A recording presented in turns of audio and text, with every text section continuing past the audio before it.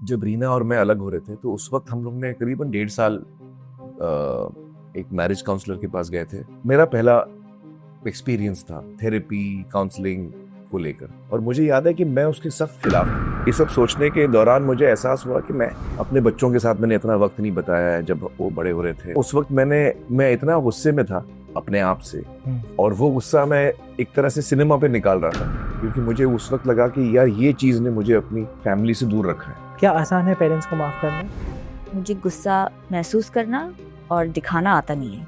Lots and lots of fear. आपको एक चीज बताती हूँ। 3 सेशन आमिर खान थे facilitator. Story book session for kids. हाँ, मैं बच्चों के लिए स्टोरीज पढ़ता था। कोई नहीं आया। नहीं, 2-3 बच्चे आए। मैं आपको बताऊं इस वक्त, सॉरी टू इंटरप्ट, खुशियाँ बांटने से बढ़ती हैं और दुख बांटने से कम हो जाता है ना? हाँ। वो भी मेंटल हेल्थ की चीजों के बारे में बात करता है। हम लोग का जॉइंट सेशन चल रहा है इस वक्त। हाँ वही तो।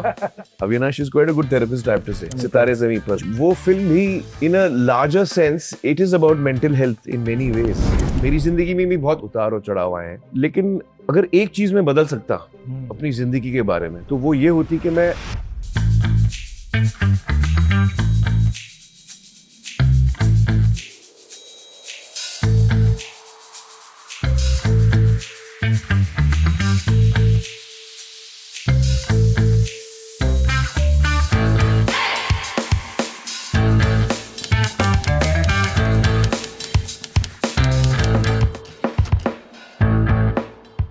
Aamir sir, Ira, Pinkvilla और अगत्सू में आपका स्वागत है।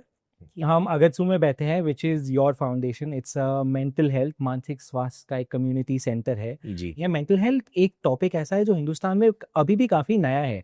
हम मेट्रो सिटीज़ में भी समझते हैं कि घर घर में लोगों को इसके बारे में पता है, नहीं पता है। मेरे माँ बाप 70 अबाव है, वो आज भी डिप्रेशन का कॉन्सेप्ट नहीं समझते और सारी ज़िंदगी मुंबई में रहे हैं। तो हम समझ सकते हैं कि जब हम गाँव में जाएँ, छोटे शहरों में जाएँ, तो वहाँ तो शायद ये कॉन्सेप्ट अभी भी बहुत ही एलियन या वेस्टर्न होगा।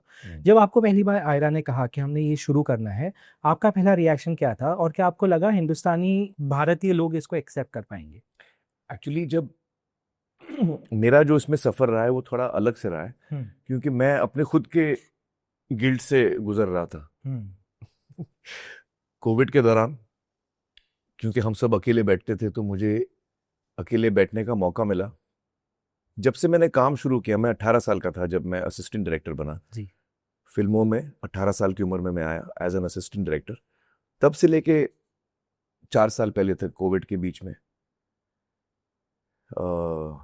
मैं सिर्फ फिल्मों की दुनिया में खोया हुआ था, और पहला अवसर आया कोविड की वजह से कि कंपलसरी मुझे घर पे बैठना पड़ा और काम में नहीं कर पा रहा था।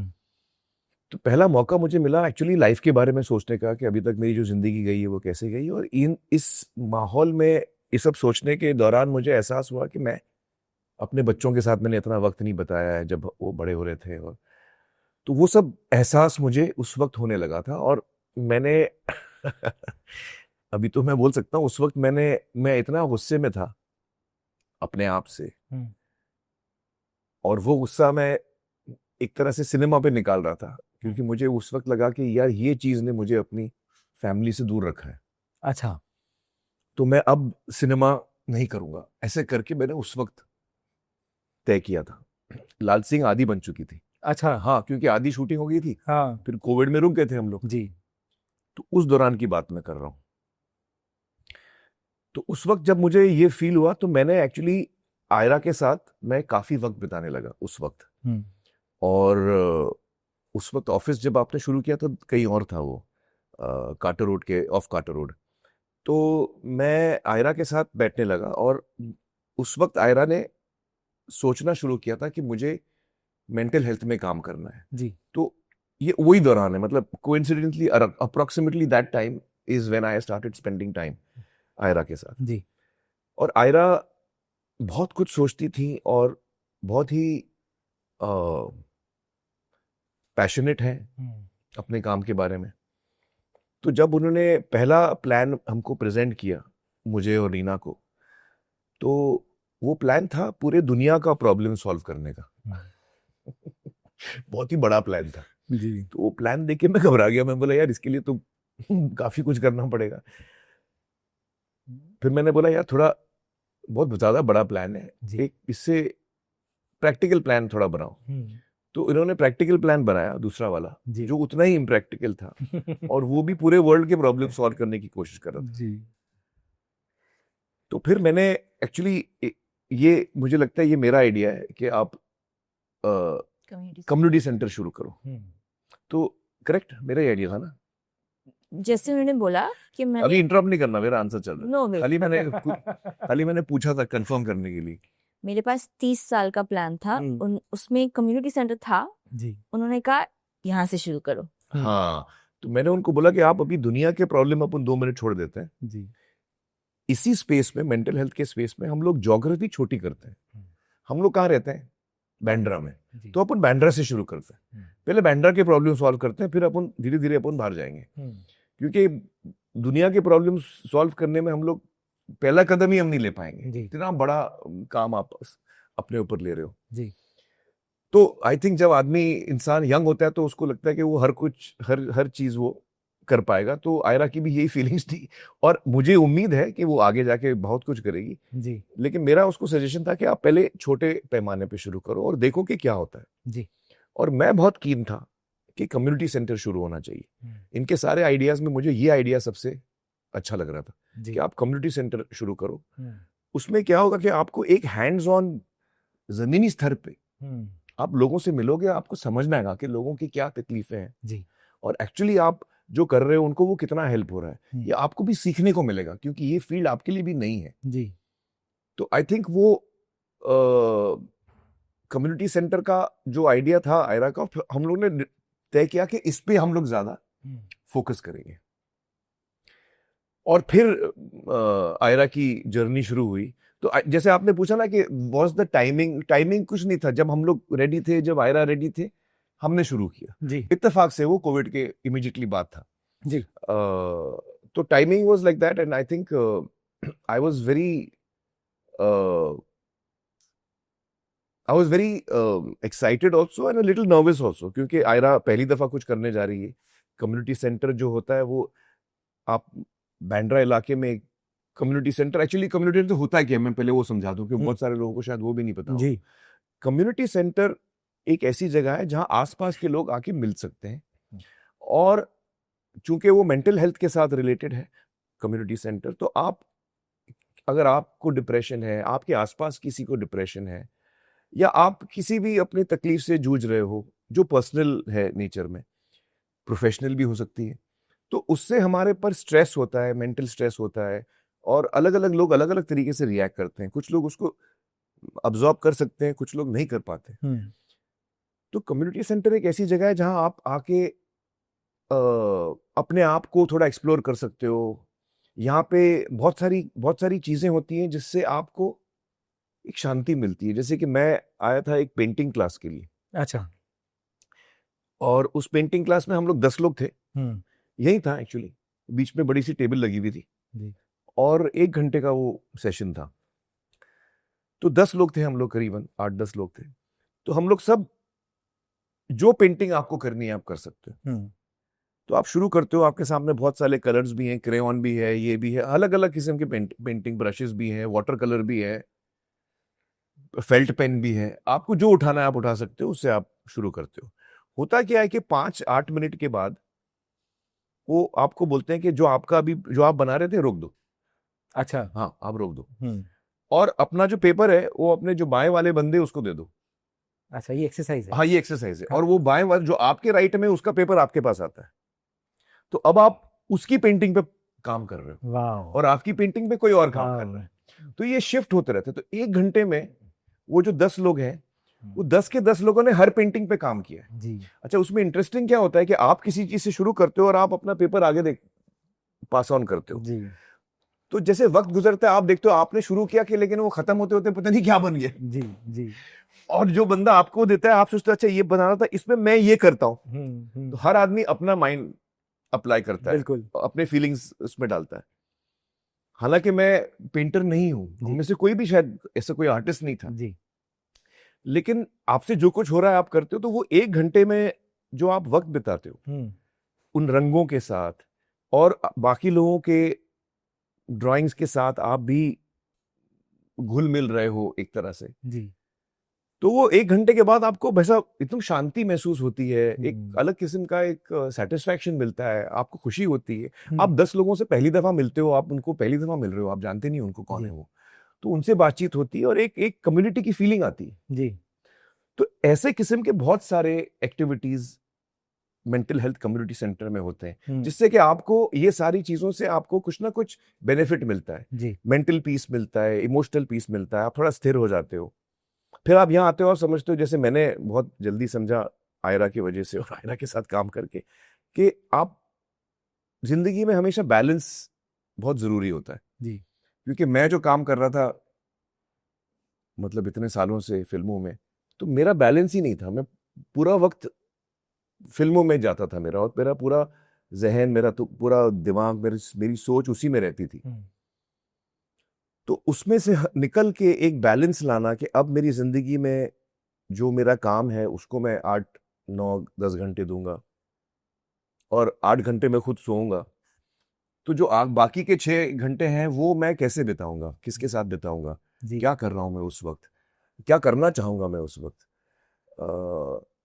तो इस बात को करीबन 4 साल हो गए। मैं अभी भी बैलेंस लाने की कोशिश कर रहा हूँ। इतना मुश्किल है बैलेंस लाना, जी बहुत मुश्किल है।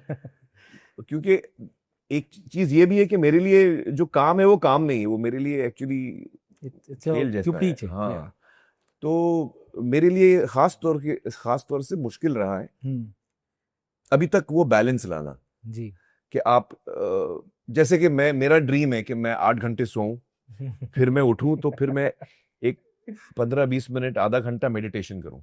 अच्छा हाँ, मैं चाहता हूं ये करना। हाँ, ये तो नहीं हो रहा है ना नहीं, अभी नहीं हो रहा है। कुछ दिन होता है, कुछ दिन नहीं होता है, लेकिन मेरी कोशिश मैं आपको बताता हूँ कि 8 घंटा सोऊं, बिकॉज नींद जो है वो सबसे जरूरी है मेरे हिसाब से।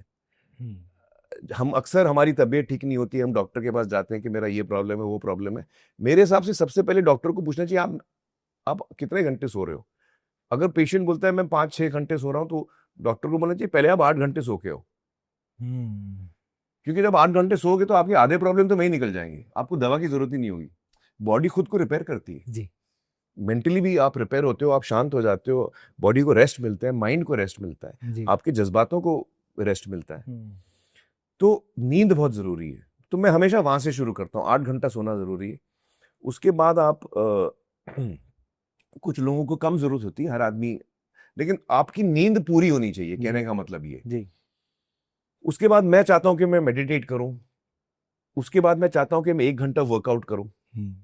उसके बाद मेरा इंटरेस्ट सिंगिंग में भी बहुत है। मैं पिछले 2 साल से इंडियन क्लासिकल सीख रहा हूँ। अरे वाह हाँ, तो मैं सिंगिंग को भी वक्त देना चाहता हूँ। हम्म, अच्छा, फिर काम भी है, हम्म, और काम के बाद फैमिली भी मेरी काफी अच्छी खासी साइज की फैमिली है। जी हम लोग जब मिलते हैं तो 40-50 लोग तो ऐसे ही हो जाता है। जी तो सबसे मिलना और एक इंटरेक्शन रखना, तो वो अभी भी बैलेंस मेरा पूरी तरह से आया नहीं है। मैं कोशिश में है, काफी हो गया बैलेंस। जी जैसे कि मैं अभी 6 बजे के बाद आमतौर पे काम नहीं करता हूँ। अच्छा ये रूल हाँ बनाया हाँ हाँ, आपने? ये 80% में उसको फॉलो कर पा रहा हूँ आजकल। बट अभी मेरी रिलीज आ रही है, तो शायद वो थोड़ा रिलीज के टाइम पे मुश्किल होगा उसको स्ट्रिक्ट रहना कि आप 6 बजे के बाद काम नहीं करो। जी बट बाय एंड लार्ज 80% में ये तो मेरा सक्सेसफुल हो गया है कि मैं काम अब 6 बजे के बाद खत्म कर देते नहीं करता हूँ मैं। हाँ, घर आता हूँ और फैमिली के लोगों के साथ ही रहता हूँ मैं फिर।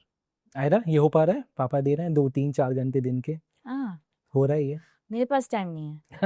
हाँ, अभी इन लोग के पास टाइम नहीं है। प्रॉब्लम ये है कि मैं फोन करता हूँ जुनैद को, आयरा को, जी आजाद को, 13 साल का है, जी वक्त ही नहीं है। They are all busy all busy. या मैं after we did the interview last time, मैं अपने घर से अगरतसर के लिए निकला। Half way I went back home. मैं पहले थेरेपी कर चुका हूँ। अच्छा, मैं उस दिन जब आ रहा था, it was I was going through, एक हफ्ता पूरा बुरा गया था। I wanted to go out and went somewhere, and because of our interview I thought I'll come और मैं यहाँ बात करूँगा। बीच रास्ते में I got cold feet despite having done therapy and I went back home. You guys have done therapy and I know in the beginning therapy बहुत daunting होती है, क्योंकि आपको किसी पे ट्रस्ट करना है कि मैं अपनी पूरी सच्चाई किसी को बता दूं। जी। आप दोनों ने अलग अलग थेरेपी भी की है, जॉइंट थेरेपी भी की है। पहले तो आपको पहला मौका कैसे मिला? क्या हुआ कि आपको लगा कि थेरेपी करनी चाहिए? दूसरा एक्सपीरियंस कैसा था? और तीसरा क्या आसान था? पहली बार जब मैं थेरेपी गई मैं 12 साल की थी, तो पहली बार मेरी चॉइस नहीं थी, मम्मा ने कहा जाओ, तो मैंने कहा ठीक है। मैंने कहा मुझे नहीं जाना है। उन्होंने कहा 1 सेशन कर लो, तो मैंने कहा ठीक है। 1 सेशन गई, नहीं करना। 3 कर लेना, ठीक है। 3 किया, नहीं करना है। 1 महीना कर लेना, ठीक है। 1 महीना किया, नहीं करना, ठीक है, उनको बता दो। मैंने कहा मैं नहीं बता रही, फिर उनको लगेगा कि मैं बुरी इंसान हूँ। तो मैं 3 साल थेरेपी गई, क्योंकि मेरे पास हिम्मत नहीं थी उनको बताने के लिए कि मुझे थेरेपी के लिए नहीं आना है। तो वो मेरा पहला एक्सपीरियंस था। मैं सोई, मैं मेरा मैथ होमवर्क करती थी। थेरेपी के दौरान? हाँ, अच्छा, तो थेरेपी के लिए जाती थी लेकिन करती नहीं थी, या तो सो जाती थी और थेरेपिस्ट बैठा है, या वो मैथ्स होमवर्क करती थी, या कोई ड्राइंग करती थी। मैंने बिल्कुल बात नहीं फर्स्ट राउंड ऑफ थेरेपी मेरे हिसाब से की। मैंने अलाउ ही नहीं किया। I didn't interact at all. फिर 3 साल बाद मैंने उसको छोटा सा नोट पे लिखा, it's not you, it's me. और बस हो गया। बस हो गया। फिर जब बाद में मैंने शुरू किया, मैंने अपने आप डिसाइड किया कि मुझे करना है। मुझे लगता है कि आप किस तरह से थेरेपी पे आते हो उससे फर्क पड़ता है। अगर हमारे परिवार में लोग थेरेपी से डरते नहीं थे, बात होती थी, तो मुझे वैसा डर नहीं लगा जाने के लिए। और जो मेरी थेरेपिस्ट थी वो जान पहचान के रिकमेंडेशन से थी, जी। तो मुझे ट्रस्ट था। Your aunt is a psychologist. या my aunt is a psychologist, she gave me a referral. So मुझे डर नहीं था।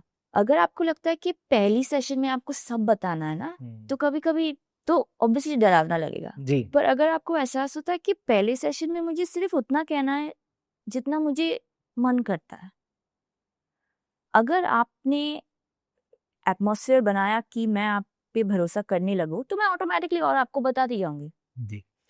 पर कोई रूल नहीं है ना, आप जाके कितना बोलना है आप डिसाइड करो। मैं जब पहली दफा थेरेपी तो नहीं थी वो, I think it was more like counselling. जब रीना और मैं अलग हो रहे थे तो उस वक्त हम लोग ने करीबन 1.5 साल एक मैरिज काउंसलर के पास गए थे।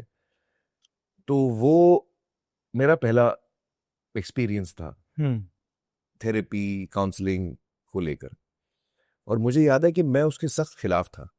अच्छा। हाँ, मैं बहुत खिलाफ था। मैंने रीना को बोला मुझे नहीं बोलना है किसी स्ट्रेंज इंसान को कि मेरे क्या जज्बात हैं या मेरे आपके रिश्ता क्या रहा है। जी। मैं किसी अजनबी को कैसे अपने दिल की बात उसके सामने कैसे रख मुश्किल पाऊंगा। है।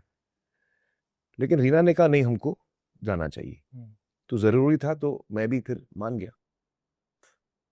मेरा जो अनुभव था वो बिल्कुल मेरे डर से अलग निकला, क्योंकि पहले जैसे आयरा कह रही है, मैं भी फर्स्ट टाइम तो चुप रह रहा था, कम बात कर रहा था। लेकिन जैसे 2-3 सेशन हुए तो मेरा भरोसा बढ़ने लगा अपने थेरेपिस्ट पे। जब आपको थेरेपिस्ट अच्छा मिलता है तो ऑटोमेटिकली आपका भरोसा भी बढ़ने लगता है, और फिर आप खुलने लगते हो, और आप फिर बहुत सारी चीजें बोल पाते हो जो आप शायद डरते हो बताने के लिए, या हेजिटेट करते हो बताने के लिए, शेयर करने के लिए। अगर आपको थेरेपिस्ट पसंद नहीं आया तो फिर जाहिर है आप 3-4 सेशन में बोलोगे कि यार ये थेरेपिस्ट मुझे मजा नहीं आ रहा है, मैं यहाँ से हट जाता हूँ, मैं कोई दूसरा थेरेपिस्ट ट्राई करता हूँ। जी। वो जरूरी प्रोसेस है, क्योंकि अल्टीमेटली आपको उस एक इंसान को बहुत कुछ शेयर करना होगा। तो थेरेपिस्ट, जैसे हम बोलते हैं ना कि एक कंफर्ट होना चाहिए इंसान के साथ। तो जब आप किसी इंसान को मिलते हो और उसकी कोई वजह नहीं होगी शायद, लेकिन आपको लगता है यार मेरा कनेक्शन नहीं हुआ, जी। तो मैं हट जाता हूँ। कनेक्शन हुआ तो फिर आपको वैसा थेरेपिस्ट मिला है जो आपके लिहाज से है, जी। तो फिर आप खुलना शुरू करते हो। तो मुझे काफी हेल्प मिली उस टाइम भी जब मैं पहली दफा कर रहा था, और फिर एक बीच में एक लंबा अरसा आया जब मैं थेरेपी नहीं कर रहा था, और करीबन 3 साल पहले मैंने शुरू किया थेरेपी, 4 साल पहले। हाँ, करीबन 3-4 साल पहले मैंने, क्योंकि मैं वो उस गिल्ट से निकल रहा था और मैं बहुत सारी चीजों से गुजर रहा था। मुझे लगा कि यार मैंने क्या किया है लाइफ में, मैं अपने आप को बहुत कोस रहा था। तो मुझे लगा कि मुझे थेरेपी करनी चाहिए, और आयरा ने एक्चुअली मुझे बोला कि आप प्लीज थेरेपी शुरू करो। मैंने कहा हाँ मुझे शुरू करना है, आप सजेस्ट करो क्योंकि अभी आप इस फील्ड में हो तो आप, तो आयरा ने सजेस्ट किया तो मैंने थेरेपिस्ट के साथ शुरू किया। और इस दफ़ा जब मैंने शुरू किया तो जब मैं पहली थेरेपिस्ट के पास गया तो मैं आई थिंक नुज़त सजेशन, मैं 3 महीने गया और मुझे लगा मुझे मज़ा नहीं आ रहा है। ओके। तो फिर मैं वहाँ से हट गया, दूसरी थेरेपिस्ट के साथ मैंने शुरू किया और वहाँ मुझे सही लगा। प्रैक्टिकल रीजंस की वजह से मैंने फिर एक दफ़ा और थेरेपिस्ट शिफ्ट किया। चूंकि जो अभी मेरी थेरेपिस्ट है वो नज़दीकी रहती हैं, हम लोग फेस टू फेस कर पाते हैं तो वो उसका अलग असर होता है। बिल्कुल। तो मेरा ये अनुभव है कि जब आप किसी थेरेपिस्ट के पास जाते हैं तो आप 2-3 सेशन 4 सेशंस में देखिए कि आपको कैसा कनेक्शन आपका कैसा बनता है, आप लोग कैसे, क्या आपको भरोसा हो रहा है उस इंसान पे, क्या आप कंफर्टेबल हो अपनी बातें उसको बताने के लिए, और जैसे जैसे आप कंफर्टेबल होते हो आप बात करते हो। कंफर्टेबल नहीं हो तो फिर जल्दी हट जाओ जी, दूसरा थेरेपिस्ट ढूंढो जी।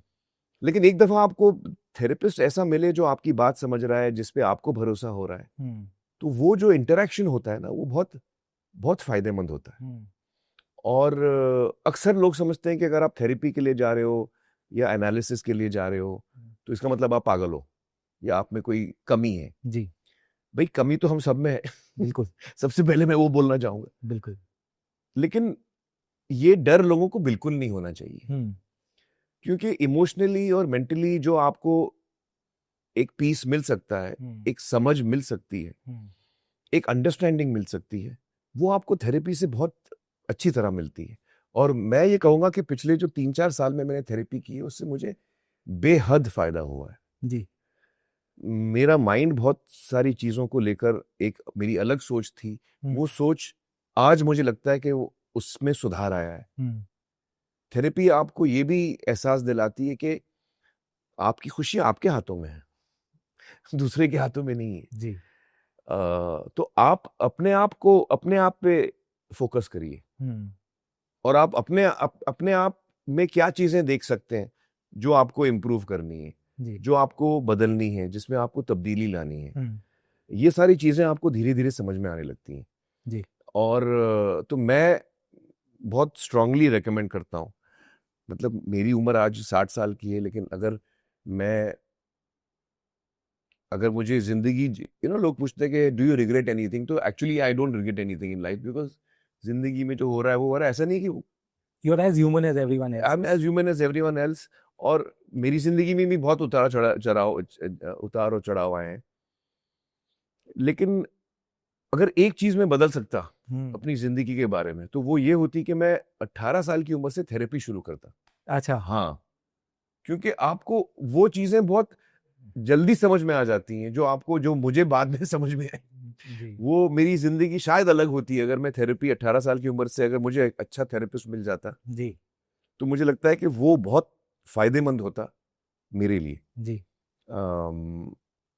तो I think therapy is something that really, you don't need to have a problem to go for therapy. जी। ऐसा नहीं है कि आपकी कोई बहुत बड़ी तकलीफ है और तो इसीलिए आप थेरेपी जा रहे हैं। आम इंसान जिसको आमतौर पे भी लगता है कि नहीं मेरी जिंदगी तो ठीक ठाक ही जा रही है, वो भी अगर थेरेपी करेगा तो मुझे लगता है उसको भी फायदा होगा, उसके सोच में तब्दीली आएगी। जी, जी। यहाँ पे मैं कहना चाहूँगा कि थेरेपी को लेके एक परसेप्शन है कि बहुत महँगी है। बट अगत्सू जैसा फाउंडेशन है और आई एम श्योर ऐसे और भी है जो थेरेपी फ्री या कुछ जी, प्राइस में अवेलेबल करते हैं। जी। Is that right Ayra? बहुत कम है। मैं आपको बताऊं इस वक्त, सॉरी टू इंटरप्ट, आप सही कह रहे हो, ज्यादातर बहुत एक्सपेंसिव होती है थेरेपी जी। और इतने थेरेपिस्ट हैं भी नहीं। जो हमारी आबादी है देश की, उसके मुकाबले थेरेपी और साइकोलॉजिस्ट और थेरेपिस्ट बहुत कम है। बिल्कुल। और जरूरत है ज्यादा थेरेपिस्ट होने की। लेकिन कुछ लोग हैं जो कम भी चार्ज करते हैं, जैसे अगत्सू में आयरा ने जो शुरू किया, why don't you tell him about that, वो बहुत अच्छी चीज शुरू की। उन्होंने थेरेपिस्ट ट्रेन किए हैं।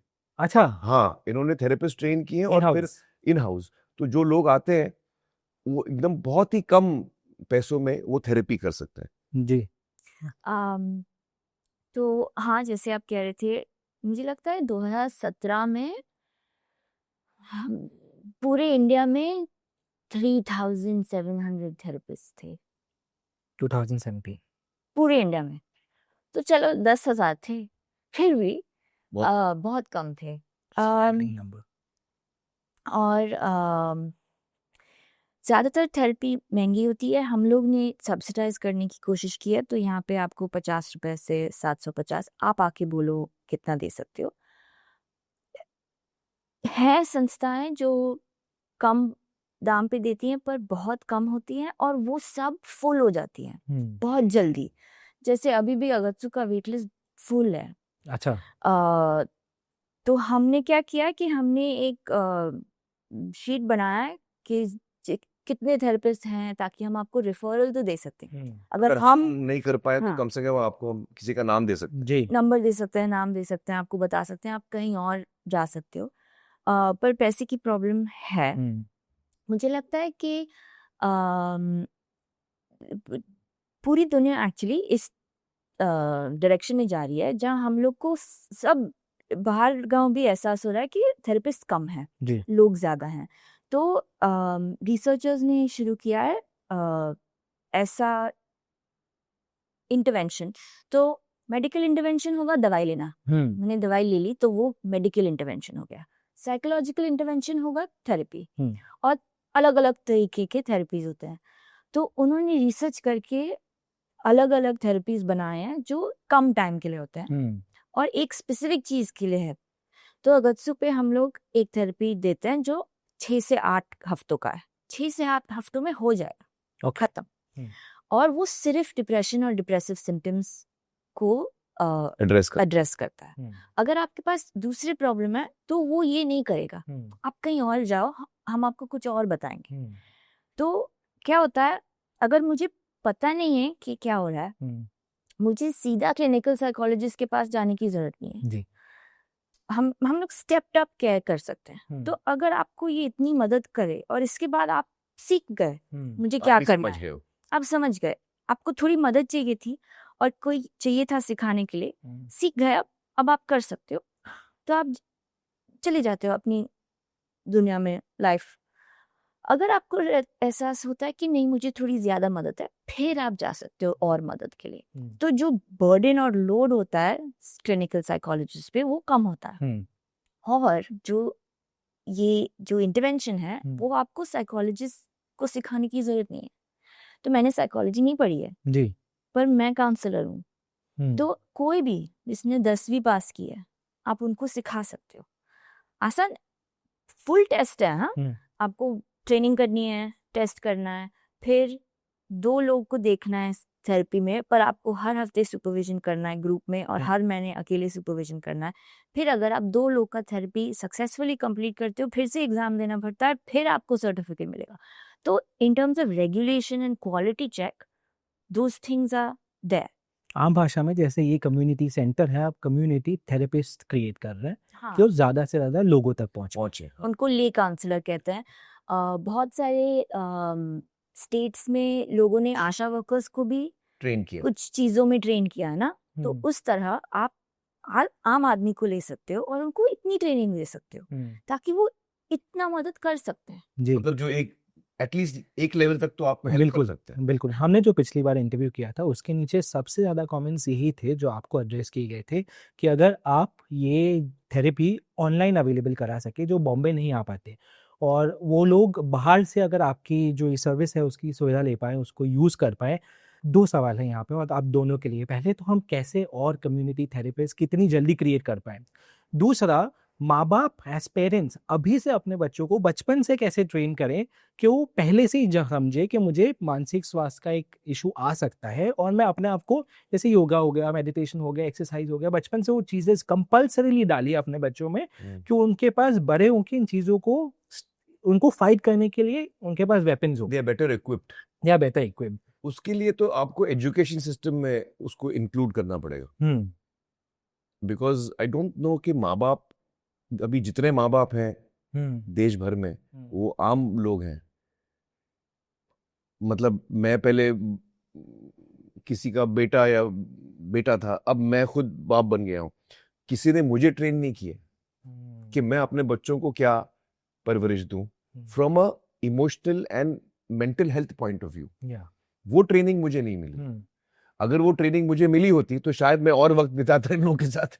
आप समझ रहे हो? जी। हम लोग जो पेरेंट्स भी हम बनते हैं, वैसे तो हम बच्चों के लिए अपनी जान दे दें, बिल्कुल, लेकिन हमें पता नहीं होता है, हमें नॉलेज नहीं होती कि अगर बच्चे को मैं इस तरह ट्रीट कर रहा हूँ तो ये एक्चुअली उसके लिए ठीक नहीं है, मैं उसको सही ट्रेनिंग नहीं दे रहा हूँ, वो एक्चुअली गलत दिशा पे मैं उसको ढकेल रहा हूँ। तो इसलिए मैं बोल रहा हूँ कि चूंकि वो तो उसको थोड़ा समझना जरूरी है, तो इसलिए एजुकेशन सिस्टम में अगर आप उसको इंक्लूड करेंगे, मेंटल हेल्थ फ्रॉम, जैसे बच्चा किंडरगार्टन में जाता है, उसको हम ABCD सिखाते हैं, पहले कक्षा में जब आता है फर्स्ट स्टैंडर्ड में, तो उसको आप ये चीजें सिखाते हैं जी। अभी फर्स्ट स्टैंडर्ड में आप एक पीरियड मेंटल हेल्थ का भी रखो, भले आप उसको मेंटल हेल्थ नाम मत दो, उसको और कोई नाम दो, लेकिन अगर फॉर एग्जाम्पल, मैं इसमें एक्सपर्ट नहीं हूं, मैं ऐसे एक एग्जाम्पल दे रहा हूं कि फॉर एग्जाम्पल पहली क्लास में अगर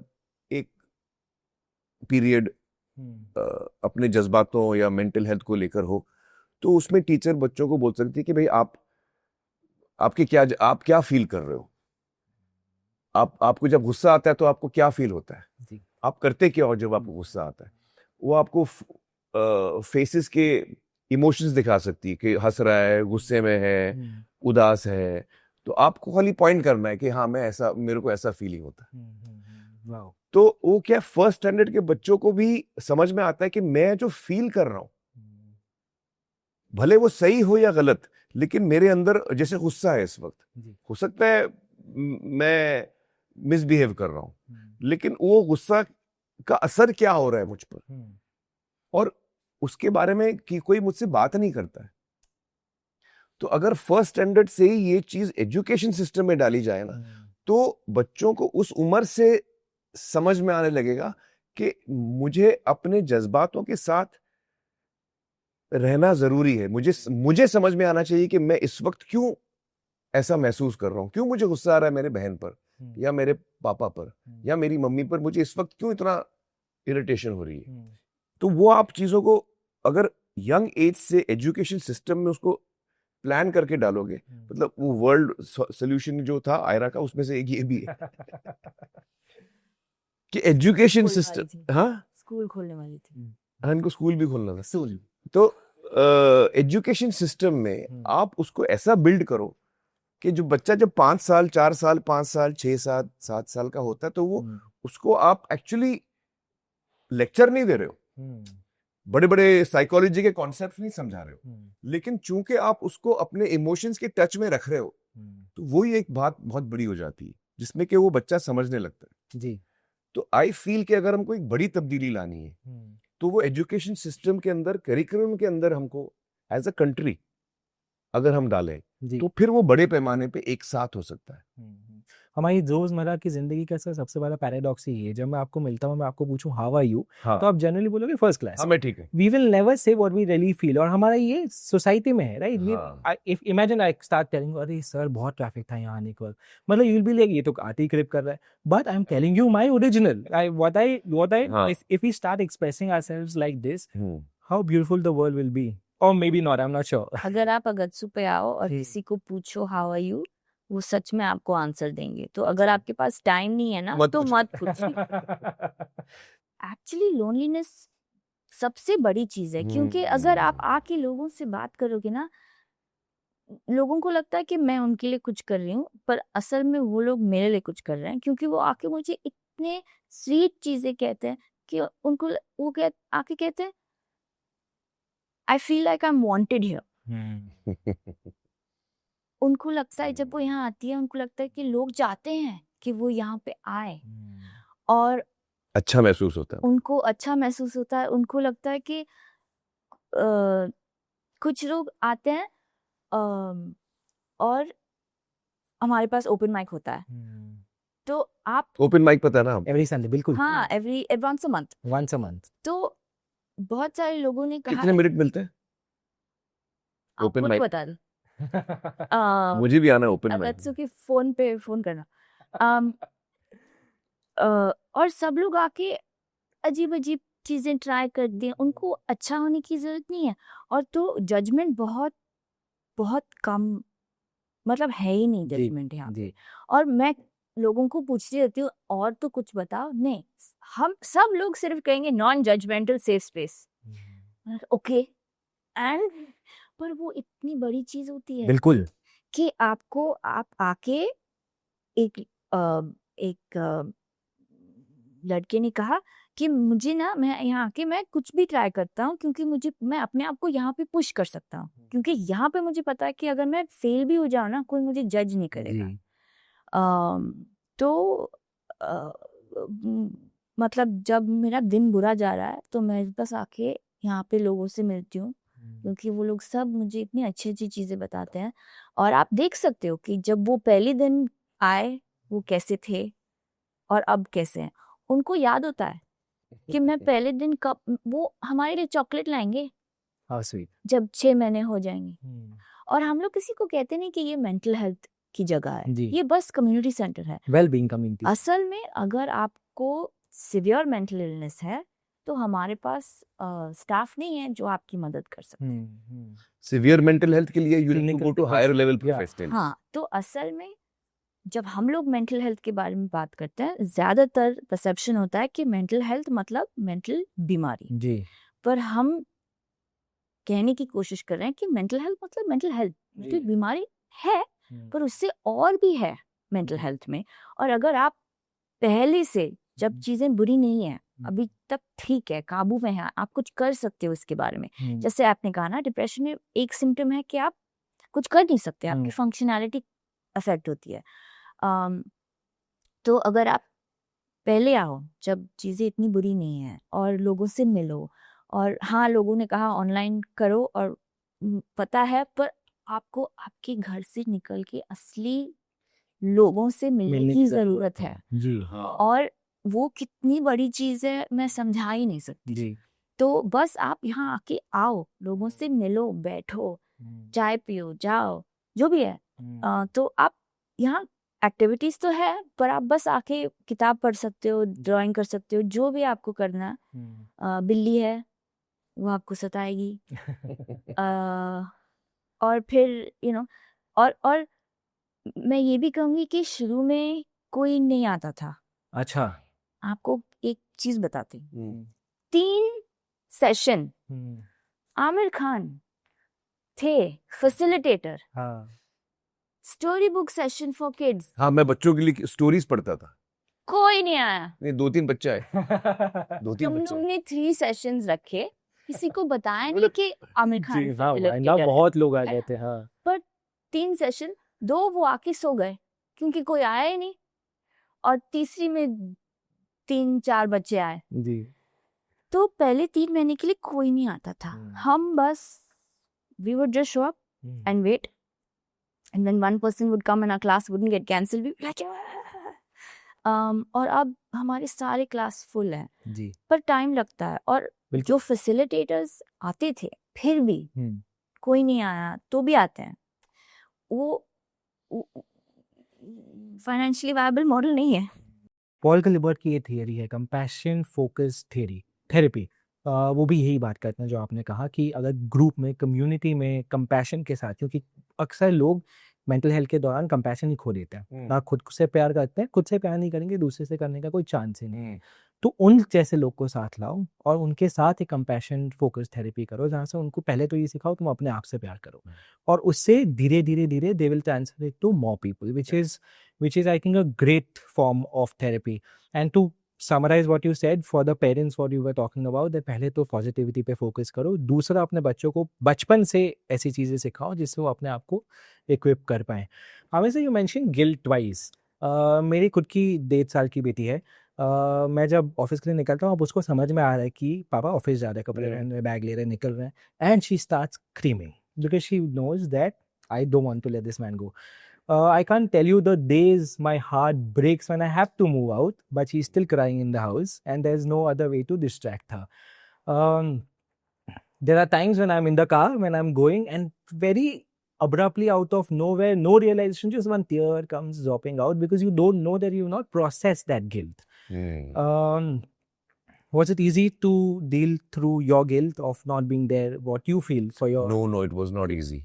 because it came after 35 years ना ऑफ, मतलब मैं तो चलो अभी 35 साल हो गए, करीबन 30 साल तक मैं एक जुनून में था, फिल्मों के जादू में, उस दुनिया में मैं एकदम खोया हुआ था। तो जब मुझे रियलाइज हुआ तो मुझे गिल्ट बहुत ज्यादा स्ट्रांगली महसूस हुआ।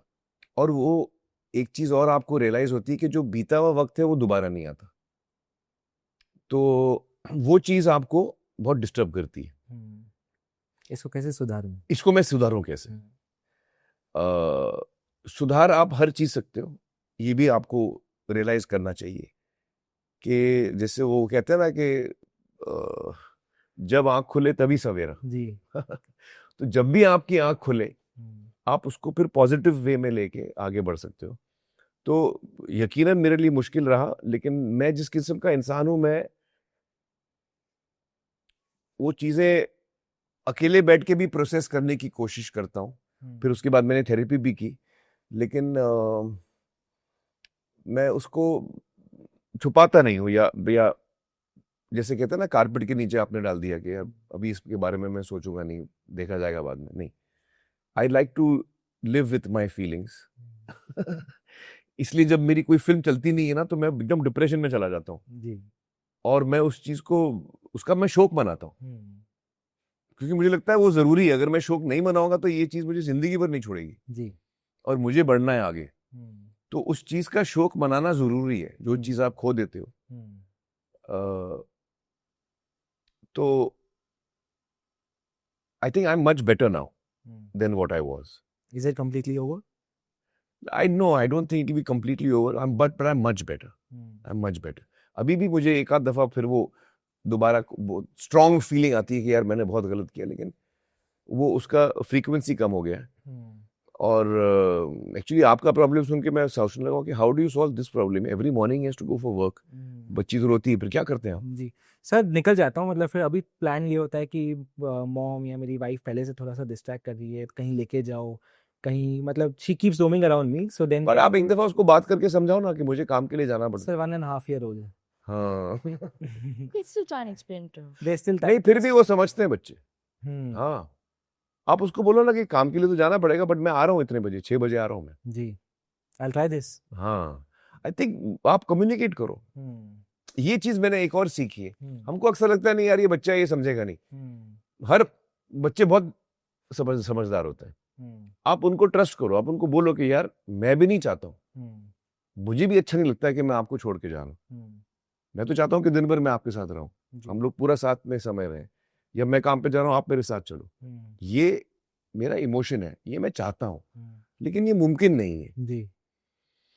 और चूंकि ये मुमकिन नहीं है, हम दोनों को अभी इसको समझ के चलना पड़ेगा कि भाई पापा जाएंगे 9 बजे काम पे, तो हम लोग शाम को 6 बजे तो मिलेंगे। जी। तो 6 बजे के लिए क्या प्लानिंग करनी है, वो अपन अभी से कर लेते हैं। तो फिर बच्चों को लगता है चलो ठीक है अभी पापा जा रहे हैं तो कम से कम 6 बजे आएंगे, तो फिर मैं मेरे साथ खेलेंगे, कुछ करेंगे। सो आई थिंक कम्युनिकेशन बहुत जरूरी। जी। उसको वैसे छुपा के डिस्ट्रैक्ट करके आप निकल जाते हो ना, वो शायद इतना ठीक नहीं है। बेटर है कि आप उसको बोलो। मुझे कोविड के दौरान महसूस हुआ कि मेरे बच्चे जो हैं, मैं बात कर रहा हूँ जुनैद और आयरा की, आजाद तो अभी भी छोटा है, लेकिन उस वक्त मुझे एहसास हुआ फर्स्ट टाइम कि मैं जिनसे बात कर रहा हूँ ये भी बच्चे नहीं है, ये एक्चुअली अडल्ट हो चुके हैं और इनका अपना माइंड है, इनकी अपनी सोच है, और वो अपने आप को मुझसे रत्ती भर भी कम नहीं समझते, और समझना भी नहीं चाहिए। नहीं कहने का मतलब है कि we are now first time talking as equals. तो वो बात मुझे एहसास हुई करीबन कोविड में, जब वही 3-4 साल पहले की बात है। जी। क्योंकि हम गिल्ट एक इमोशन की बात कर रहे हैं, क्या he is processing with his guilt? You have also gone through certain things. क्या आसान है पेरेंट्स को माफ करना? This is also your process to heal. Once you forgive your parent, is only when you can completely heal from whatever you have gone through. Correct. पर मुझे नहीं लगता कि मैं ये हम लोग का जॉइंट सेशन चल रहा है इस वक्त. हाँ वो तो नहीं मुझे नहीं लगता Avinash is quite a good therapist, I have to say. Yeah, I am. I would love to help you whenever I can. अम, मैं उनको जितना दोष वो अपने आप लेते हैं मैं उन पे उतना दोष नहीं डालती. तो मेरे दिमाग में दोष मुझ पे है और कुछ चीजें हैं जो मेरा प्रॉब्लम है. मुझे गुस्सा महसूस करना और दिखाना आता नहीं है कभी भी. मतलब थॉट ही नहीं है, पॉसिबल ही नहीं है. तो अभी 2 साल से मैं कोशिश कर रही हूँ कि मैं थोड़ा सा गुस्सा महसूस करूं और उससे डरूं नहीं और उससे शर्माऊं नहीं और उससे शेम नहीं फील करूं. जब वो होगा फिर मुझे पता चलेगा कि मैं कौन सी चीज़ों के बारे में गुस्सा हूँ, फिर मैं फॉरगिव कर लूँगी. अब तक वहाँ तक मैं पहुँची नहीं हूँ. तो मुझे पता नहीं अगर कैसे मैं फॉरगिव करूँगी क्योंकि मेरे दिमाग में ज़्यादा है नहीं फॉरगिव करने के लिए. और मुझे मैं और गुस्सा आता नहीं अभी तक. जब आएगा तब बताऊंगी. अभी के लिए मैं मेरे जो बिग इमोशंस जो मुझे प्रोसेस करने होते हैं, फियर है और गिल्ट है. Lots and lots of fear. About? Everything, anything. मैं 27 साल की हूँ. मेरे माँ बाप ने मेरे ऊपर बहुत सारे पैसे खर्च किए हैं और मैं दुनिया में बेकार इंसान हूँ, कुछ नहीं कर रही हूँ. इनका कहने का मतलब है पैसे नहीं कमा रही. She's नहीं, not नहीं. earning money. Not earning money, but I'm also not doing anything worth. Eh? Before What are you talking about? Before Agatsu, okay. तो अगत्सु आजकल- अभी आपकी उम्र क्या है? 27. अगत्सु क्या उम्र थी जब आपने अगत्सु शुरू की? 22. 23. 23. हाँ, पर अगत्सु के That's not पहले bad. Starting some work at 23 is not a bad age. And this work, which is Actually very complicated work.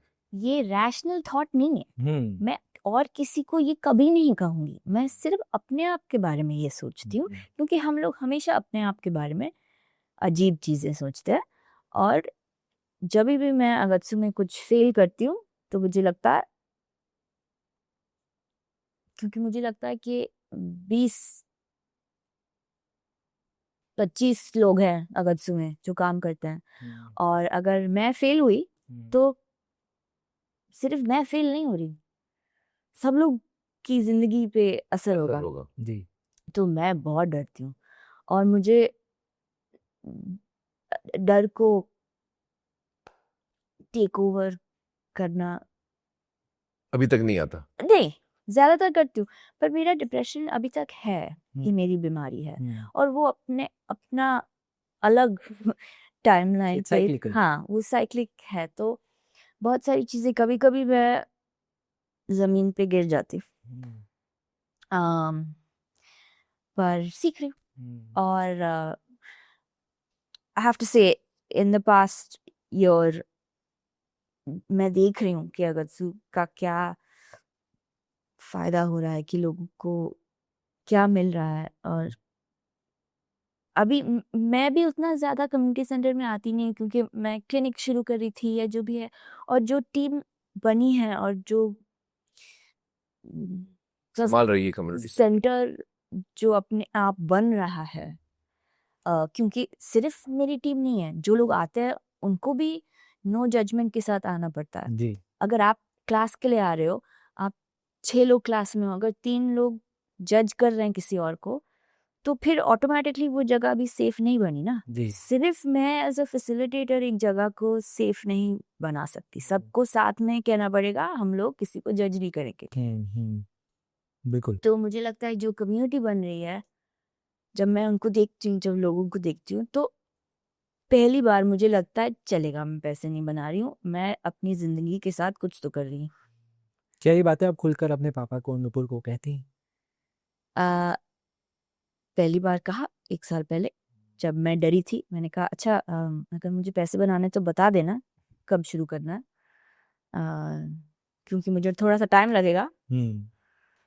तो तभी हम लोग ने सबने सॉर्ट ऑफ आर्टिकुलेटेडली रियलाइज किया कि मैं कुछ कुछ तो कर रही हूँ। क्या कहा पापा ने? एक्चुअली मेरी सोच अलग है पैसों को लेके। देखिए, हम लोग इंसान ने ये एक सिस्टम बनाया है कि आपको एक्चुअली पैसा होता क्या है? जरूरत नहीं, वो it is a promissory note, correct? Yes ये एक कॉन्सेप्ट है, इमेजिन कॉन्सेप्ट, जी और सारे लोग उस पे अग्री करते हैं, वरना वो पैसा एक्चुअली पेपर है, बेमाने है। जी ये 10 रुपया है, ये 1000 रुपया है, ये 1 लाख रुपया है, उसकी क्या मायने क्या है? हम वो वैल्यू दे रहे हैं उस चीज को। आप जी। समझे मैं क्या कह रहा हूँ? तो मेरी सोच पैसे को लेकर ये है कि अक्सर हम जिंदगी में देखते हैं कि कुछ लोग बड़े काबिल होते हैं, बहुत टैलेंटेड भी होते हैं, उनमें बहुत सारी कमाल की क्वालिटीज होती हैं, लेकिन वो पैसा नहीं कमा पाते। जी तो क्या वो आदमी की वैल्यू कम हो गई है क्योंकि वो पैसा नहीं कमा पा रहा है? क्योंकि वो पैसा इसलिए नहीं कमा पा रहा है क्योंकि वो इस सिस्टम में फिट नहीं हो रहा है। हमारे सिस्टम में वो फिट नहीं हो रहा है, जी तो उसको इस सिस्टम में रहकर पैसा कमाना आता नहीं है। मैं ऐसे कई लोगों से मिला हूं जो बहुत ही ब्रिलियंट है, जी आई एग्री। और उनके एक नहीं, आपको 8-10 कमाल की क्वालिटीज मिलेंगी, लेकिन वो सैलरीड जॉब में रह नहीं पाते कभी। वो पैसा, उनका माइंड नहीं जाता वहां पे कि मैं पैसे कमाऊं।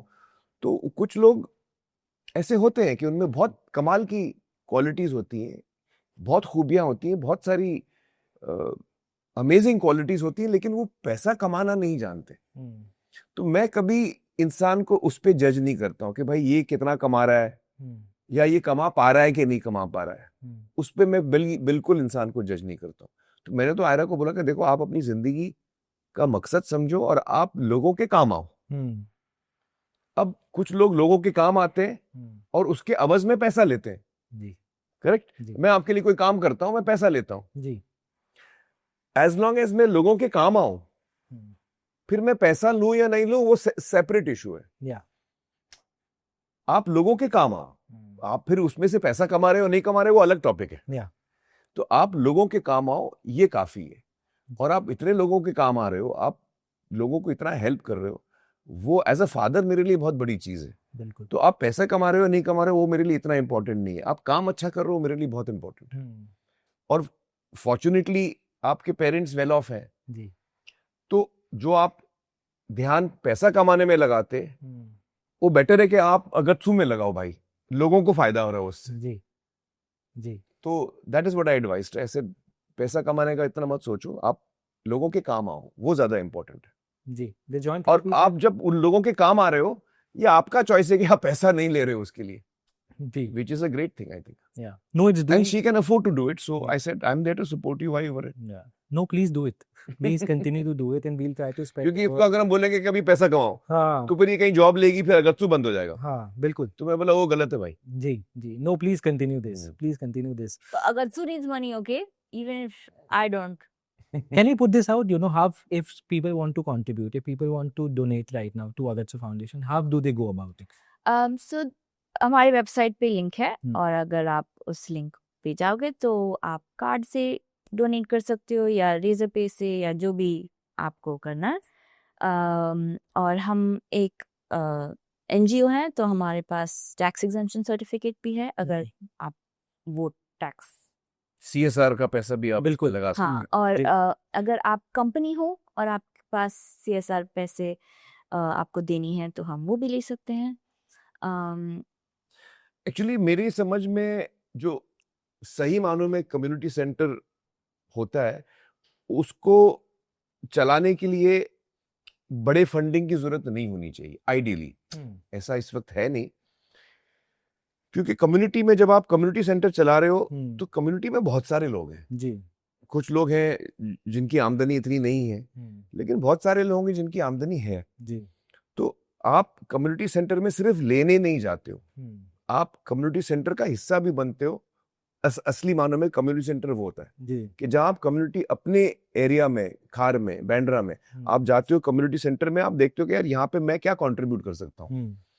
मैं कभी, कुछ लोग पैसे दे सकते हैं, कुछ लोग अपना वक्त दे सकते हैं, कुछ लोग अपना एक्सपर्टीज दे सकते हैं। जी ये अलग अलग तरीके हैं, आप कंट्रीब्यूट कर सकते हो। जी कुछ लोग आते हैं कम्युनिटी सेंटर में हेल्प लेने के लिए, और कुछ लोग आते हैं कम्युनिटी सेंटर में हेल्प देने के लिए, you know. Yeah. So real community centre वो होता है जो कम्युनिटी चलाती है। जी कोई हमको किसी बड़े बिजनेसमैन की जरूरत नहीं है, हम लोग ही अपनी कम्युनिटी चला सकते हैं। जी एक्चुअली कम्युनिटी सेंटर आइडियली वो होना चाहिए, जी सेल्फ रनिंग जी with the support of the community ideally.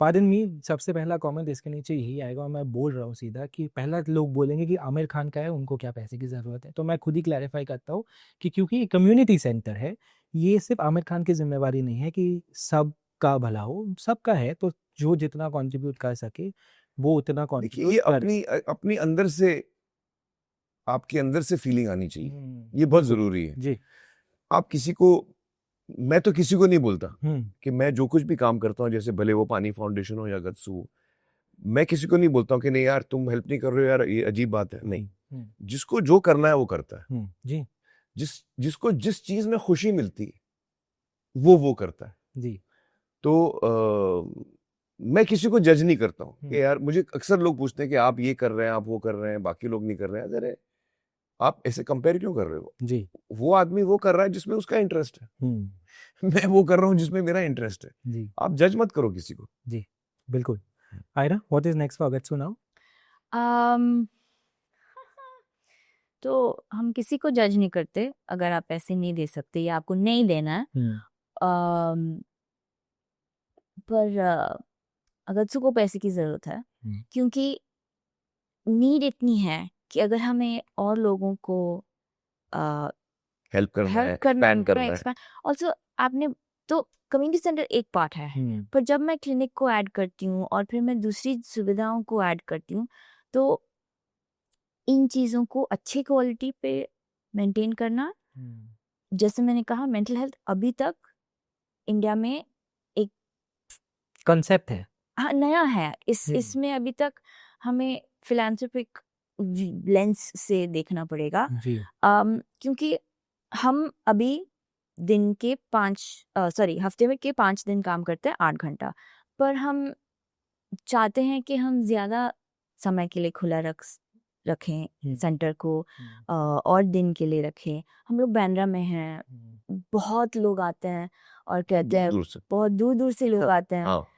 कोई कभी कभी गुजरात से आए हैं थेरेपी के लिए, वाओ, बॉर्डर से वो ट्रेन लेके यहाँ पे हफ्ते में एक बार थेरेपी के लिए आते हैं।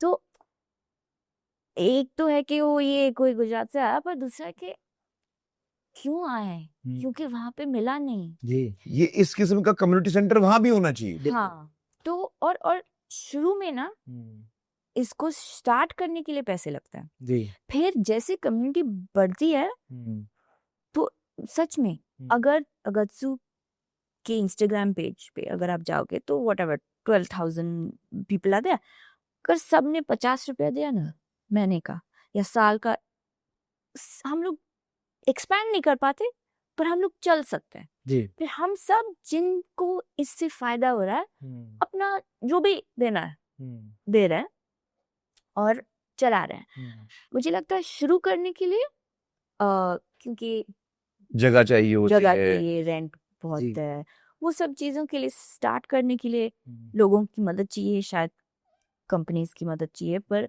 फिर हाँ, हम चाहते हैं कि हम दूसरे भी जगहों में सेंटर खोल सकते हैं। और एक चीज़ जो हमने शुरू की है हमारा नॉलेज वर्टिकल, क्योंकि ये सब चीज़ें जो हम बात कर रहे हैं ना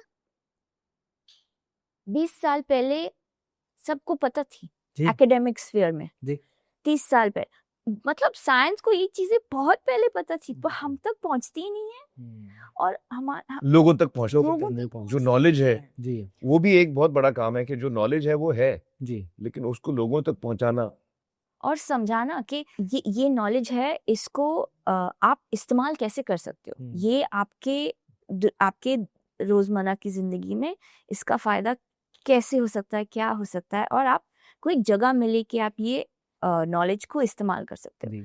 तो हम लोग एक नॉलेज वर्टिकल शुरू करना चाहते हैं जो ऑनलाइन भी होगा, ऑफलाइन भी होगा। ऑनलाइन होगा क्योंकि बहुत सारे लोग हैं जो उनको पता ही नहीं है और कहाँ जाए ये चीज़ों के बारे में सीखने के लिए, समझने के लिए। तो कभी कभी लोगों को पता ही नहीं होता है कि अगर मैं साइकाइट्रिस्ट के पास जाऊं और दवाई नहीं काम की तो मैं फिर से जा सकती हूँ। जी, आपको फिर से जाना है, उनको बोलना है कि क्या नहीं चला, क्या चला, और आपको साथ में अपनी ट्रीटमेंट को आगे बढ़ाना है। पर कभी कभी लोगों को पता ही नहीं है कि वो लोग क्या कर सकते हैं, क्या नहीं कर सकते, क्या पूछना चाहिए। तो हम एक कंटेंट नॉलेज वर्टिकल शुरू करने वाले हैं, वो सबसे नया है। जी। पॉडकास्ट शुरू करेंगे, इंस्टाग्राम पेज शुरू करेंगे ताकि हम आपको बेसिक्स समझा पाए। Reach the largest number. Yes, बिल्कुल, बिल्कुल। नहीं, आप जो काम कर रही हैं, मेरे पापा हमेशा कहते हैं कि अच्छा काम करने के बाद पैसे बिंदास माँगो, कोई शर्म नहीं होनी चाहिए। तो आप तो माँगो बिंदास, you do the very good job. You should not shy away from this. I mean, it's a very cliched question, but your fans would expect me to ask you what's next In my life, in your work. in my work, Yeah. अब मेरी तो अभी film आ रही है ना, सितारे ज़मीं पर। जून 20 को हम लोग ने डिसाइड किया रिलीज करने के लिए। और एक्चुअली वो neurodivergent peer support in case anyone is interested. नहीं, और उसमें एक्चुअली वो फिल्म भी in a larger sense it is about mental health in many ways. या जब आप मेरे किरदार को देखेंगे तब आप समझेंगे मैं क्या बोल रहा हूँ। ओके। तो खैर, it's a film that's connected, I would say. Yeah. It's a film that's connected. Yeah. But well, fingers crossed. I'm just working on that right now. Yeah, can't wait to see that, sir, and really can't wait for Agatsu to reach new heights. I really wish that more verticals can come out. Maybe you can go online, help more people, touch more people, impact more people. Thank you so much for your time. Thank you, Anand. I It's lovely really had a talking to good you. time. Thank you so much for giving your time and for doing this. Thank you.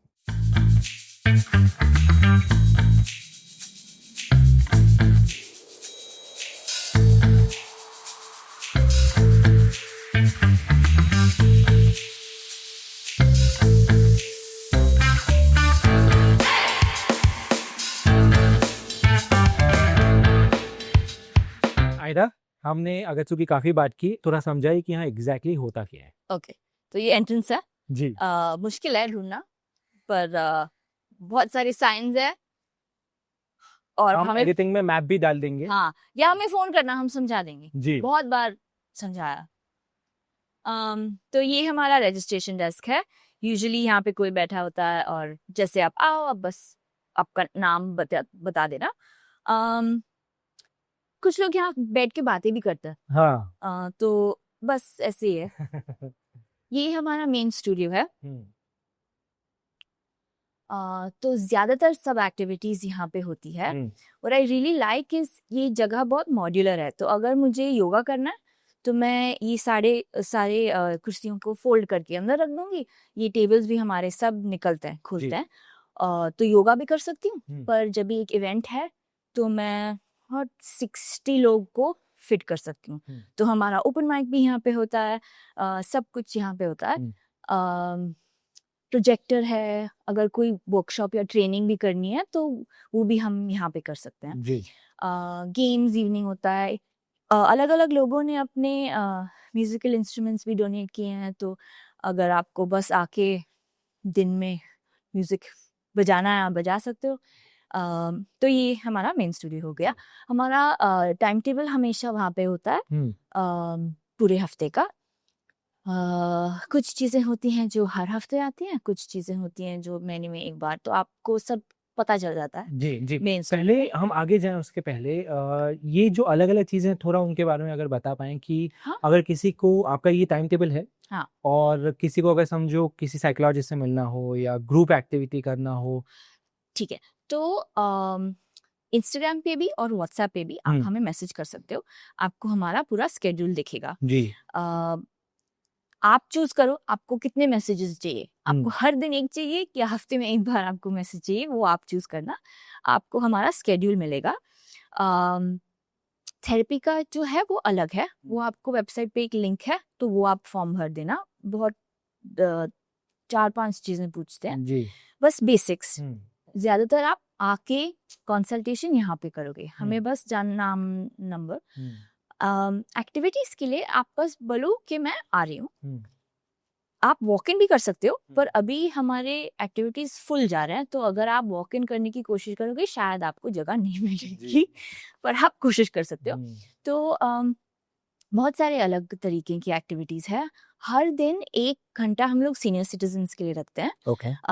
तो एक physiotherapist आती है, तो senior our physical के लिए, फिर creative, cognitive, क्योंकि कभी कभी अगर वो अपने दिमाग को यूज नहीं करते ना, तो फिर उनकी मेमोरी कम हो जाती है, फोकस कम हो जाता है।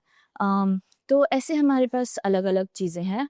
फिर हमारे पास कथक, डांस, ये सब चीज़ें हैं। और फिर इंग्लिश स्पीकिंग है, मराठी स्पीकिंग है। हमारे मराठी स्पीकिंग क्लास में 10 लोग आते हैं, एक फिरंग औरत है, और हम सब बैठ के मराठी सीखते हैं। और वो लोग मराठी ना तो वो स्किट बनाते हैं या एड बनाते हैं, तो ऐसे सीखते हैं मराठी स्पीकिंग क्लास। और फिर हमारा एक मेंटल वेलबीइंग आवर है, जहाँ हम डायरेक्टली मेंटल हेल्थ चीज़ों के बारे में सीखते हैं जी। जैसे सोना, रेस्ट क्या होता है, मेमोरी, फ्रेंडशिप, लोनलीनेस, ये सब चीज़ें हम डायरेक्टली उनके बारे में बात करते हैं। और फिर आपको देखिएगा कि हमारे पास बहुत सारे पीयर सपोर्ट्स हैं, 10-12 पीयर सपोर्ट्स हैं, जैसे depression peer support, substance abuse.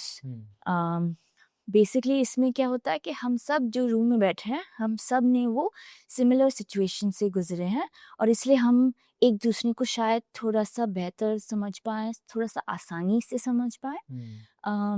तो वो हुआ पीयर सपोर्ट। और हमारे पास अलग अलग टॉपिक्स है, तो अगर आप उस टॉपिक में फिट हो तो आप आ सकते हो।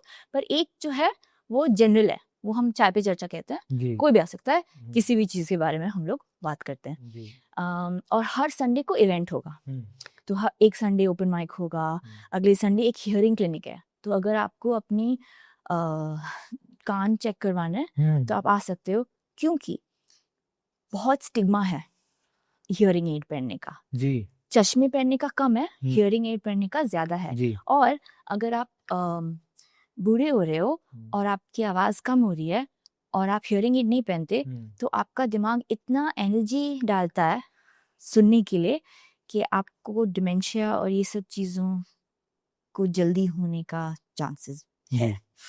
तो बहुत सारी चीज़ें हैं जो हम करते हैं। हमारा कैलेंडर बहुत फुल है, तो आप इंस्टाग्राम पे देखो या व्हाट्सएप पे हम आपको भेज सकते हैं। जी।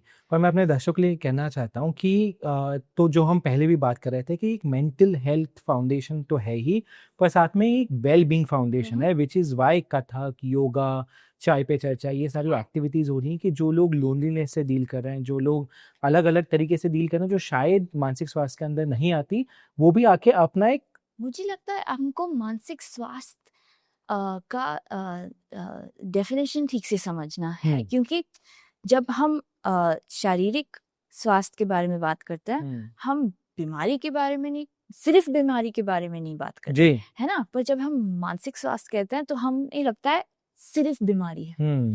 पर इसलिए जब मैं कहती हूँ कि अगत्सू एक मानसिक स्वास्थ्य की ऑर्गेनाइजेशन है, हम मेंटल वेलबीइंग के बारे में या मेंटल हेल्थ के बारे में बात करते हैं, उस पर काम करते हैं, इसका मतलब ये नहीं कि आपकी कोई बीमारी है, बस आपके मन का स्टेट ऑफ बीइंग क्या है, आप किन लोगों से कनेक्शन फील करते हो, आपको क्या आपको हंसी देती है, क्या आप डरते हो एक नए क्लास शुरू करने के लिए, क्योंकि अगर मैंने कापोएरा कभी नहीं किया है, अच्छा, ओके, सपोज मैंने नहीं किया, अगर मैं एक रूम में आऊं और 10 अजनबी हैं और मुझे कोई उटपटांग सी मूवमेंट करनी है जो मैंने कभी की नहीं है, मैं कितनी अजीब दिखूंगी, पर क्या मेरे पास हिम्मत है वो क्लास ट्राई करने की और कहने के लिए चलेगा मैं थोड़ा सा फनी लगूंगी, पर इट्स ओके, इट्स ओके, या यू नो।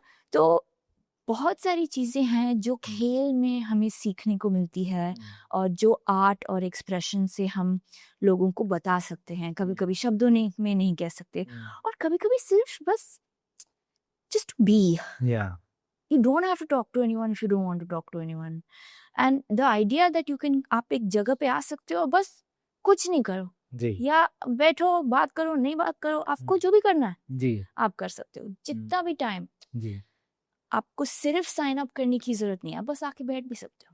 जैसे बॉडी के लिए एक्सरसाइज जरूरी है, वैसे ही हाँ। मानसिक स्वास्थ्य के लिए योगा, कथक, ये सब चीजें आपको डिस्ट्रैक्ट करेंगी, हैप्पी रखेंगी, एक खुशी वाला माहौल बना के रखेंगी, which is why well being is important या ऑफ द सब होल। चीजें साथ में जी। आके आपके वेलबींग को, और फिजिकल मूवमेंट आपके मेंटल वेलबींग के लिए भी बहुत जरूरी है। जी जी। यहाँ पे मैं देख रहा हूँ बॉलीवुड सिंग अलोंग गाती हैं आप? मैं नहीं गाती, नहीं नहीं प्लीज, मैं बहुत बुरी हूँ मुझे लगता है अगर आप पूरे परिवार में देखो तो मेरी आवाज सबसे बुरी है। पर जो हमारे रजिस्ट्रेशन डेस्क पे बैठती है उसका नाम अंजलि है, और वो अभी बॉलीवुड सिंग अलोंग अच्छा। कहती है। हाँ, क्योंकि हमारे पास सब कुछ था, सिर्फ सिंगिंग नहीं था। ओपन माइक था पर सिंगिंग नहीं था, तो इसलिए उन्होंने डिसाइड किया कि वो बॉलीवुड सिंग अलोंग करने वाली है। Very nice. We'll move along to the next part of the room. Yes, this is the pantry. So there are lots of children's books and other books also. It's like an extension. Library का दूसरा हिस्सा है। जी आप fridge है, microwave है, तो आप आपका खाना ला सकते हो, क्योंकि स्टारबक्स बहुत महंगा होता है। बहुत ज्यादा। तो आप अपना खाना ला सकते हो अगर आपको पढ़ना है, काम करना है, जो भी करना है। तो बस ये छोटी सी पैंट्री है, और ज्यादातर लोग किताब भी, बोर्ड गेम्स भी यहाँ ही खेलते हैं। सिंक वहाँ है तो पैंट्री वहाँ है, और फिर उस तरफ लाइब्रेरी है। ओपनिंग आवर्स और क्लोजिंग आवर्स क्या है? 12 PM to 8 PM। 12 PM to 8 hours people can spend here. हाँ, जी Wednesday to Sunday 12 PM to 8 PM। okay, and Monday and Tuesday is your day off. छुट्टी। ट्यूसडे को clinic खुला होता है, पर कम्युनिटी सेंटर बंद होता है। जी okay. Have you read anything from here? आधी किताब मेरे हैं, अरे वाह। दूसरी किताब मम्मी के हैं। Wow. पर हाँ, Which is your fondest one from your childhood days? there was this series, The Adventure Island। तो पापा जुनैद और मुझे ये सोने के समय पढ़ते थे। पापा पढ़ते थे? हाँ। Oh wow. The Mountain of Adventure, The Ship of Adventure, एक सीरीज है। जी 5-6 बच्चे हैं जिनके पास माँ बाप नहीं है, और वो लोग एक आइलैंड पे अटक जाते हैं या शिप पे अटक जाते हैं। तो मुझे लगता है वो सीरीज थी। राइट। और किसी को अगर अपनी बुक्स डोनेट करनी हो तो कर सकते हो यहाँ पे? हमारे पास जगह नहीं है अभी। श्योर। पर टेक्निकली आप कर सकते हो। हम बहुत कोशिश कर रहे हैं कि हम लाइब्रेरी बनाएं कि आप किताब ले भी सकते हो, पर थोड़ा सा मैथ करना पड़ता है कि उस सब पे स्टिक करना, कि कैसे कैटलॉग करना हम लोग करेंगे एक दिन। या बिल्कुल। And this is where people eat. Yes. Do you ever cook by any chance? आप कुक? हाँ, मैं बना सकती हूँ। क्या बनाती हैं आप बेस्ट? मैं कुछ भी मैं ज्यादा बेकिंग करती हूँ। अच्छा। कुकिंग से ज्यादा मैं बेकिंग करती हूँ, पर मैं कुछ भी बना सकती हूँ। हाँ। अगर मेरे पास रेसिपी है तो मैं कीमा बना सकती हूँ, मैं गोल रोटी बनाती हूँ। वाह। रोटी। हाँ, मैं कुछ भी बना लेती हूँ। गुड जॉब है। पर किसी और के लिए बनाऊंगी। खुद के लिए? मेरे नहीं। लिए आलस। कंटाल होता है। नहीं, मुझे नहीं करना। मैं सोचा था कंटाला बोलूं कि नहीं, फिर मतलब कितनों को समझेगा ऐसे, मैं आलस चेंज किया, but good job, you said cantala. Yes, it's cantala, it's Bombay. Yes. We'll move to the next part of the room. Okay, this is the library. So more books. यहाँ पे बच्चों की किताबें शायद नहीं है जी।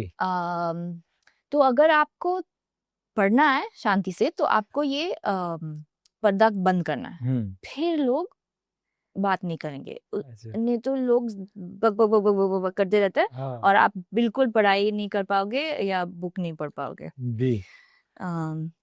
पर तो पहले हमारे एक्टिविटीज़ भी छोटे वाले यहाँ पे होते थे, जैसे चाय पे चर्चा, पर फिर लोग ज़्यादा हो गए तो फिर हम लोग बाहर लेके गए। हाँ, और यहाँ पे हमारी लिसनिंग सेशंस भी होते हैं।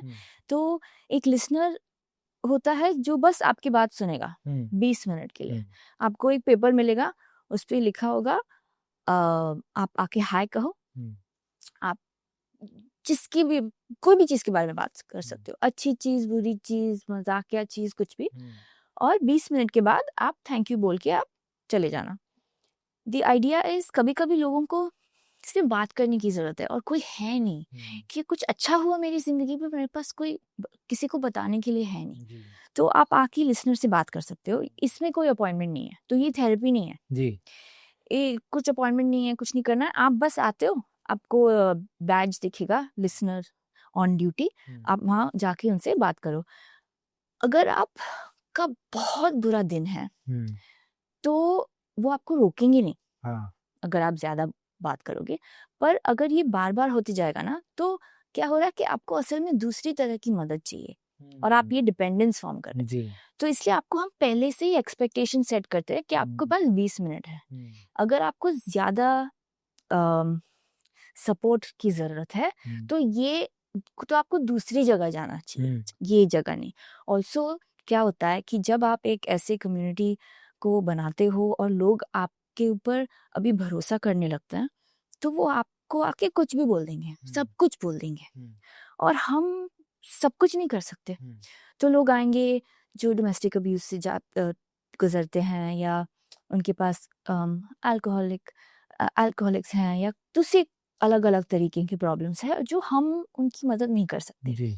तो हमारे पास एक किताब है जहाँ हमने अलग अलग संस्थाओं की नंबर्स और कांटेक्ट इन्फॉर्मेशन इकट्ठा की है, ताकि अगर हम आपकी मदद नहीं कर पाए तो हम फिर भी आपको बता सकते हैं कि आप जाओ कहाँ। और ये जो है हमारे ऑनलाइन पे भी है, आप हमारे वेबसाइट पे जाके आपको दिखेगा, पर वो बड़ा सा एक्सेल शीट है। अभी अगर आपको स्ट्रेस है, तनाव है, तो आपके पास कहाँ स्पेस है वो। हाँ, अटेंशन और ढूंढना कि अभी मुझे किसकी।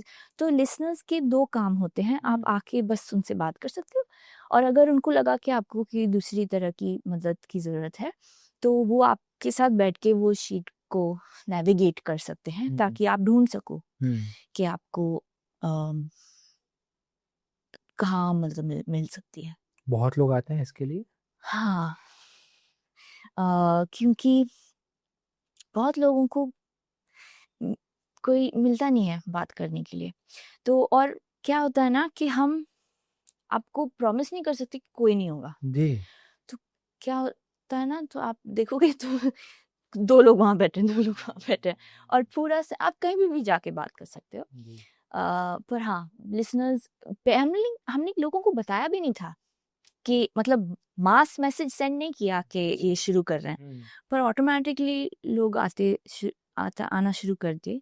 तो फिर और वॉलंटियर्स हम लोग ने ट्रेन किए, और अभी हम मराठी, हिंदी, इंग्लिश की लिसनर्स हैं हमारे पास। अच्छा, सो जिस भाषा में वो कंफर्टेबल है उसी भाषा में वो आके बात कर सकता है। तो वाओ। वो थोड़ा सा लक पे चांस है जी। क्योंकि हर लिसनर हमेशा नहीं अवेलेबल हो सकता है। अवेलेबल होता है, तो वो बिल्कुल। लोग वॉलंटियर्स हैं, तो वो उनका टाइम स्लॉट होता है। पर हम लोग कोशिश करते हैं कि लोग दूसरे अलग अलग भाषाओं में बात करें, क्योंकि एक्चुअली बहुत सारे, मतलब महाराष्ट्र में है तो बहुत सारे लोग हैं जो मराठी में बात करते हैं। जी।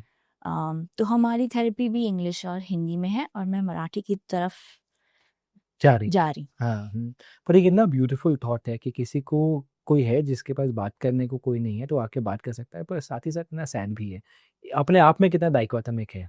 हाँ हाँ हाँ है, पर लोग आके आपको इतनी खुशी की चीजें भी बताते हैं, वाओ। तो अच्छा है, मतलब अच्छा लगता है। Yeah, no, it's a very good thought. I mean, just imagine you coming and just talking to someone, क्योंकि आपको लगता है आपको completely कोई सुनता नहीं है। हाँ। ये such a nice thought to have. Very nice. आप मुझे बाबूराव गणपतराव आपटे के बारे में कुछ बता रही थी, क्या लिखा है वो वहाँ पे, क्या है वो? खुशियाँ। खुशियाँ बांटने से बढ़ती हैं और दुख बांटने से कम हो जाता है जी। ना? तो हम लोग हेरा फेरी देख रहे थे, और पॉपॉय को मैं सताती रहती हूँ कि मेंटल हेल्थ हर चीज में होती है, जी आप ऐसे अलग अलग चीजों को कंपार्टमेंटलाइज नहीं करते। जी Popeye is Nupur's Sorry. Ira's husband Nupur. हाँ. मेरा पति नुपुर। तो वो मुझे हेरा फेरी दिखा रहा था क्योंकि वो कह रहा था इतना सीरियस मत बनो, बस मजे के लिए पिक्चर देखो। तो मैंने कहा देखो वो भी मेंटल हेल्थ की चीजों के बारे में बात करता है।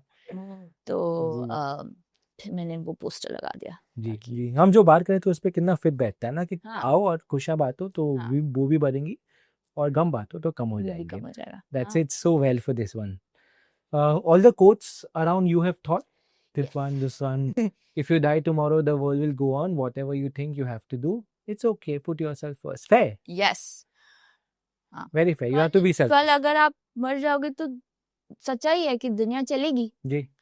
तो फिर आपको जो भी आपको लगता है कि मुझे आज करना ही पड़ेगा, नहीं तो कुछ नहीं होगा, दुनिया खत्म हो जाएगी. कुछ नहीं होगा। आप अपने आप को देखना, आपको क्या जरूरत है। Yeah. Very nice. I mean, I can tell you because I'm here, I'm feeling safe for some reason while I'm standing here and talking to you. And I think that is the impact you're trying to create for those who are not feeling safe in the outside world. Thank you. We'll go to the next part of the room, Yes, upstairs. of the house. Let's go. Then we can go upstairs. This is actually one of my favorite quotes. It says most people overestimate what they can achieve in a month and underestimate what they can achieve in a year. Yeah. And I think like lots of times we're like, ये मैंने gym जाऊंगी and in 1 month I'm going to be able to do it. Ji. But if you actually, and then we try and fit too many things in that 1 month. Yeah. But if you go day by day and you try to do it in a year, Yeah. you can achieve a lot Yeah. in a year. One day at a time. 1 day at a time. Yeah. Very important. Yeah. There's this another one which is very special for you. Yeah, a participant came actually, and then they were just drawing, and then they made this, and I was like, oh my god, that's so, Gen Z. It says, Aragatsu, we got you. Yeah. And I was like, yes, we do. We Yeah, got you did. Yeah. We'll go upstairs? Yeah. Let's go. Upstairs. Please be careful. Yes. It's a nice, sweet It's a little sweet place. old No, it's a bungalow. really nice place. Yeah, it is. So this is a little balcony area. Yeah. It's usually too hot to really spend a lot of time here, but like listening sessions can happen here. So this is The pamphlet. the pamphlet that you get to read, so that expectations are set. Just generally you can hang Hang out. out here. Yeah. This is the upstairs studio. All of our art supplies are here. So usually all our art activities happen here, Okay. and peer support happens here because it's like a sweeter, smaller, cozier Yeah. room. So we sit around and we have peer support over here. We also have mental well-being hour. तो जैसे नीचे है, छोटी जगह है, बहुत सारी कुर्सियां हैं, Yeah. टेबल्स हैं, तो असल में अगर आपको सब सेटअप करना है तो आप कर सकते हो। There's a chessboard there, I can see. या आप उस पे चेस नहीं खेल सकते, नहीं? कुछ नहीं समझ में आता कौन सा पीस एक्चुअली क्या है। वो नहीं, हमारे पास एक और चेस बोर्ड है जिसपे आप जी. एक्चुअली चेस खेल सकते हो। हम्म. पर हाँ, बहुत सारे मेरे घर में ना जितने भी आर्ट सप्लाईज मैंने जिंदगी में खरीदे हैं, जो हाँ. कभी यूज नहीं किए ना, वो यहाँ आए हैं. मेरा पूरा जी. जी. आर्ट का But I was just going to say this कि जब हम कुछ देर पहले बात कर रहे थे कि डोनेशन क्यों जरूरी है, ये चीजों के लिए भी जरूरी है, right? To हाँ get things together so that you can give it back to the people who need it, हाँ right? Can people come and donate their pens and Pens, colors, yeah. and people can use it. So one more thing, that if Yeah. you have those things and it's lying around wasted, please come and Yeah. donate so that people who require it, जिसको जरूरत है, वो use कर सकता है. It is such a nice place, and these are your therapy rooms. Yes. I can't show you the inside of Sure. our therapy room. Hmm. But there are 4 cabins. Oh, there are 4 cabins inside. हाँ. Okay. तो इतनी जगह है, Hmm. तो Okay. आराम से एक कुर्सी आप और एक टेबल, जी. और कितने घंटे का एक सेशन होता है? 50 मिनट का। 50 minutes का one session. And you have to take prior appointment to do हाँ, this. तो आप वेबसाइट पे रजिस्टर कर सकते हो, Hmm. फिर आप अपना टाइम प्रेफरेंस बता सकते हो जी. कि हमारा क्लिनिक ट्यूसडे से संडे खुला होता है, तो हम लोग वो आपको बताते हैं, और आप बोलना आपका प्रेफर्ड टाइम क्या है, और हम बहुत कोशिश करते हैं कि आपको आपके टाइम पे मिले, जी. क्योंकि अगर आप फ्री नहीं हो तो आप नहीं आ पाओगे। जी फिर ट्रीटमेंट के लिए मतलब आप भी it be harder to comply to treatment if you are not available, जी। Has to be accessible to you. तो कभी कभी टाइम लगता है आपका स्लॉट ढूंढने के लिए, पर वो हमेशा आपको बताते रहते हैं कि 1 हफ्ता लगेगा, या आपको एडवांस में हम बताते हैं कितना टाइम लगेगा।